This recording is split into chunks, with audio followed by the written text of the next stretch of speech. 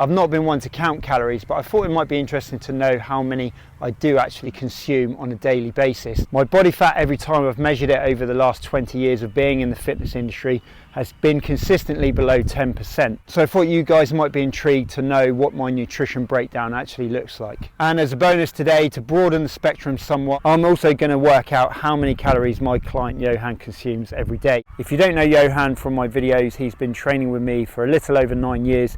And in that time, his body fat has gone from over 20% to now consistently below 10%. In that time, he's also seen significant and to some unbelievable improvements in his health. Check out his main video and playlist for his remarkable transformation story. And to give you context on all this, we'll also lay out our current activity levels.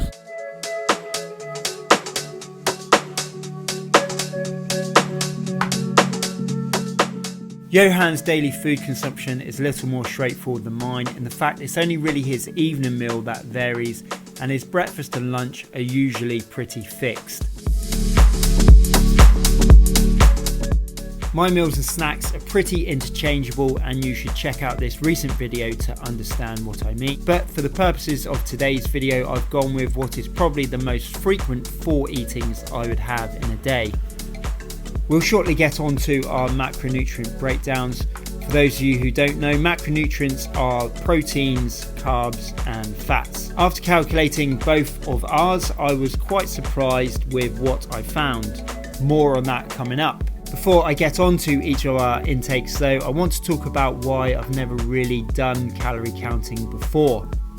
To me, my body is the biggest feedback mechanism I've paid attention to, and that's feedback in the form of energy levels, mood, sleep cycles, and just my general observations on my own body composition. That said, I have used a form of calorie counting myself in the past and with clients, and it's usually just been a case of looking at current consumption and comparing that to what the goal is, and then making small adjustments over time, whether that's an addition or a subtraction, or sometimes both. Changes are more likely to stick if they're made gradually over time. So this and calorie counting in general can be useful for certain circumstances. It's just been that I've never really estimated my daily calorie intake up until now. Instead, I've usually stuck to a set of principles which I've set based on which I've learnt, what I've read, what I've been taught, and what I've experienced over the years. So anyway, let's get to it. What better place to start than with breakfast? I recently caught up with Johan to clarify what he eats.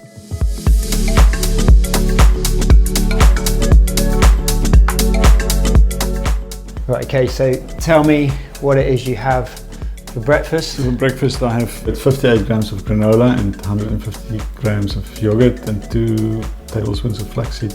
Johan's breakfast comes in a little under 500 calories, nothing too heavy as he would usually have a workout in the morning.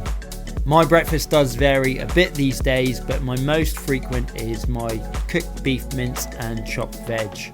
Before we get to Johan's lunch, I'll jump to my day's second helping, which is similar to Johan's breakfast, except maybe a little more flaxseed and some rice cakes with peanut butter. And then your smoothie for lunch. Protein shake with a banana, 2 heaped scoops of protein and a bit of peanut butter in it. Then I would normally have a piece or 2 of druivenworst. That is cured meat. It's like sausage. I've listed my jacket potato as my late lunch. Again, this can change, but it's usually with meat or tuna and salad. I'll sometimes make my potato of the sweet kind. Evening meal would be some meat, a bit of carbs normally. If I have fish, I would normally have fish with salad and avo. So Johan's evening meal may sometimes contain more carbs, although he does keep an eye on this. My evening meal is often just a snack, something that is quick and easy after work. There is more info in this video on how I tend to work out my snacks. Take a look after watching this video to understand more. Accounting for averages over the week, I've also added to my totals a small coffee mocha and a serving size of dark chocolate. So that's pretty much it for the both of us, except maybe Johan's nightly medicine. Wine every night with my meal. 1 glass, 2 glasses maybe. Depends on how I feel. If I had more than 2 glasses of wine, I struggle in the morning with the workout. And speaking of workouts, before I get on to each of our calorie breakdowns and our macronutrient percentages, a quick word on our weekly exercise routines. Johan will usually do an exercise class every day, sometimes two. The classes he does are generally circuit training based. That is relatively lightweight resistance training, interspersed with some kind of cardio, which is of the HIIT variety or short bursts of treadmill or bike. I myself teach 7 active classes per week, which in all honesty I rarely purposely exert myself in. I may be only at 50% capacity, plus my own workouts and activities. These activity levels should be taken into account when you see our calorie intakes. I knew my fat intake would be relatively high because it's the one thing I try not to avoid. Fat is important for the body and for the brain, and as long as it's from good sources, the body will make good use of it. Remember, it's all fuel at the end of the day.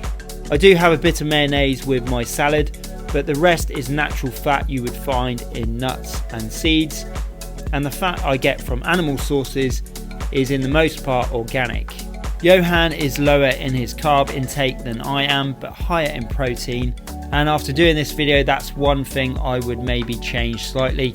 A bit more protein, a bit less fat, which I can easily do by adding biltong again to my diet and reducing my nut intake slightly. I don't believe everyone should eat the same thing or that one diet works for all.